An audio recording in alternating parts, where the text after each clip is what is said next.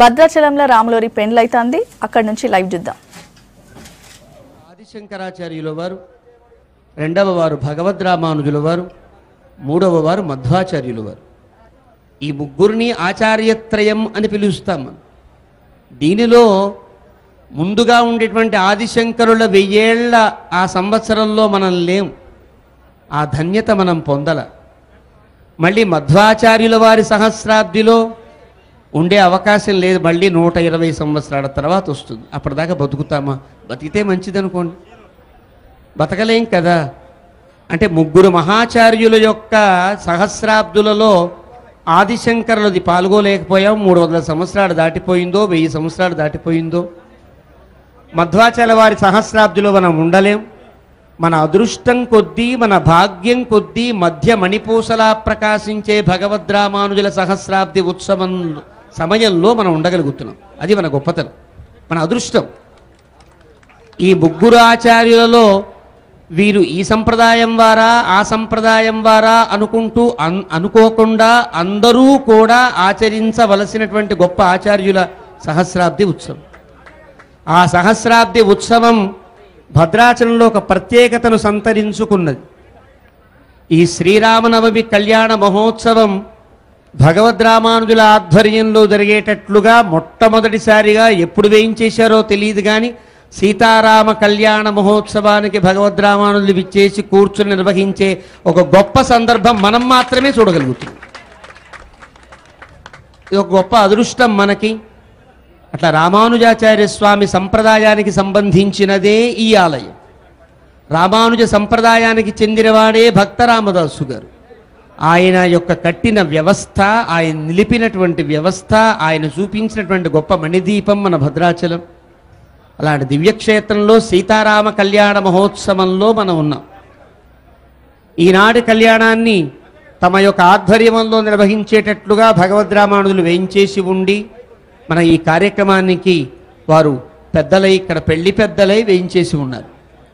సీతారామ కళ్యాణానికి గొప్ప వేదిక, కళ్యాణం అనగానే గుర్తుకు వచ్చే గొప్ప శుభవేదిక భద్రాచలమే కదా. భద్రాచల క్షేత్రంలోనే శ్రీరామనవమి నాడు కళ్యాణం జరిగే సంప్రదాయానికి శ్రీకారం చుట్టబడింది. నిజానికి సీతారాముల కళ్యాణమైన తిథి ఇదేనా? రాముడు పుట్టిన తిథి కదా. రాముని యొక్క జయంతి శ్రీరామనవమి అంటే శ్రీరాముడు పుట్టినటువంటి రోజు అని అర్థం. పుట్టినరోజు కళ్యాణం చేసుకోవడం రాముడికి గొప్ప సంప్రదాయంగా ఏర్పరిచినటువంటి గొప్ప వేదిక భద్రాచలం వేదిక. ఎప్పుడు కళ్యాణం జరిగింది రాముడికి? పాల్గొన పూర్ణిమ నాడు కళ్యాణం జరిగినట్లుగా, ఉత్తరా నక్షత్రంలో జరిగినట్లుగా వాల్మీకి చెప్పారు.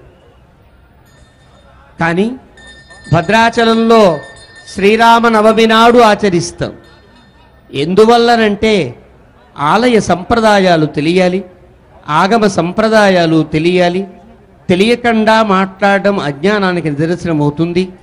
ఏనాడు మనం దేవాలయాన్ని ప్రతిష్ఠిస్తామో ఆ ప్రతిష్ఠించిన తిథిని ఆ దేవుడు పుట్టిన తిథిగా భావించమని చెబుతుంది ఆగమశాస్త్రం.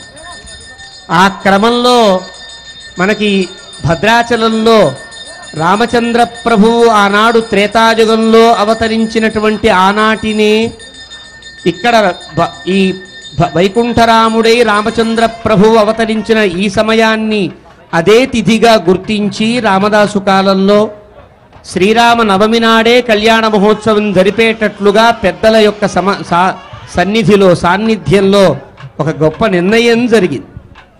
ఆ నిర్ణయానుగుణంగా శ్రీరామనవమి నాడు కళ్యాణం చేసే సంప్రదాయం ప్రారంభమైంది భద్రాచలంలో. ఈ భద్రాచలంలో జరిగే ఈ కళ్యాణపు సంప్రదాయాన్ని అనుసరించే తెలుగునాట అన్ని క్షేత్రాలలో కూడా, అన్ని ప్రాంతాలలో కూడా కళ్యాణం చేసుకునే గొప్ప సంప్రదాయం ప్రారంభం. తెలుగునాట శ్రీరామనవమి కళ్యాణం జరిగేటువంటి ప్రతి చోట స్ఫూర్తివంతమైనటువంటిది మన భద్రాచల క్షేత్రం అనడంలో ఎలాంటి సందేహమూ లేదు. రామచంద్రమూర్తి యొక్క కళ్యాణ మహోత్సవం శ్రీరామనవమి నాడు జరుగుట భద్రాచలం నేర్పిన సంప్రదాయం. దీనికి ఎన్నెన్నో కారణములు ఉన్నాయి. ఒక్కొక్క పేరు ఉంటే ఆ పేరుకు ఒక జయంతి ఉండదని. దాశరథి జయంతి ఉంటుందా? సీతాపతి జయంతి ఉంటుందా? రామ పరబ్రహ్మ యొక్క జయంతి ఉంటుందా? ఇవేం ఉండవు.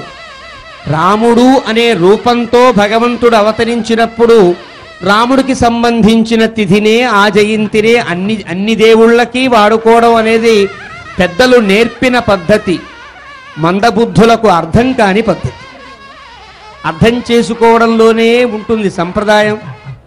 ఆ రకంగా భద్రాచల దివ్యక్షేత్రంలో శ్రీరామ నవమి నాడు ఈ కళ్యాణ మహోత్సవం జరుగుతోంది. ఈ కళ్యాణ మహోత్సవం జగత్ కళ్యాణకారకమని అంటారు. ఎందుకు జగత్ కళ్యాణకారకం? సీతారాముల కళ్యాణం ఎందుకు కళ్యాణకారకం అంటే, సీతారాముల కళ్యాణము గొప్ప నిండైన దాంపత్యానికి ఒక సన్నివేశం.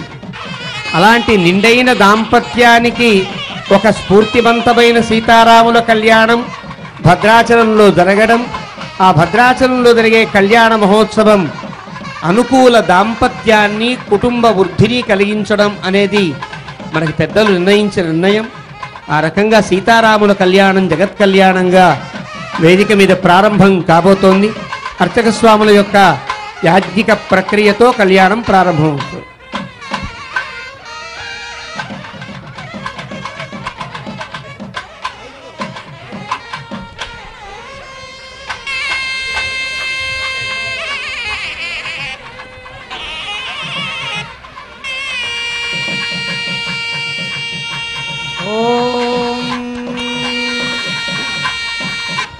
ध्याये भद्राद्रि वैकुण्ठरामं सीतारमान्वितं शङ्खचक्रधनुर्बाणधरं सौमित्रिसेवितं ममाङ्गस्थितजानकीं बर्लसत्कोदण्डदण्डं करे चक्रं चोर्ध्वकरेण बाहुयुगले शङ्खं शरं दक्षिणे बिभ्राणं जलजातपत्रनयनं भद्राद्रिमूर्ध्नि स्थितं केयूरादिविभूषितं रघुपतिं सौमित्रियुक्तं भजे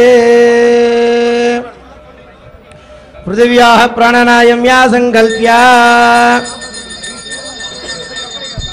ओम पृथिव्याः मेरोपष्टरुजे कुर्मो देवता सुतलं छन्दः आसने विनियोगः अनन्तासनाय नमः प्रणवस्या परब्रह्मर्षिः परमात्मा देवता देवी गायत्री छन्दः प्राणायामे विनियोगः ओम ओम ओम श्री भगवदनुज्ञया भगवत्कैंकर्य रूपं शुभार्थं च शुभे शोभने मंगले मुहूर्ते अत्र पृथिव्यां जम्बूद्वीपे भरतवर्षे भरतखण्डे मेरोर् दक्षिणदिग्भागे श्रीरङ्गश्चोत्तर प्रदेशे गंगा गोदावर्योर्मध्यदेशे दण्डकारण्ये श्रीरामक्षेत्रे अस्मिन् श्री सीतारामचन्द्रस्वामिनः भगवदाचार्य सभासन्निधौ अस्मिन् वर्तमानं जवाहरी गजान्द्रमानेन ब्रह्मवादिषष्टि संवत्सराणां मध्ये हे विलम्बिनाम संवत्सरे उत्तरायणे वसंत ऋतु चैत्रमासे शुक्लपक्षे श्रीरामनवम्यां वासरः वासरस्तु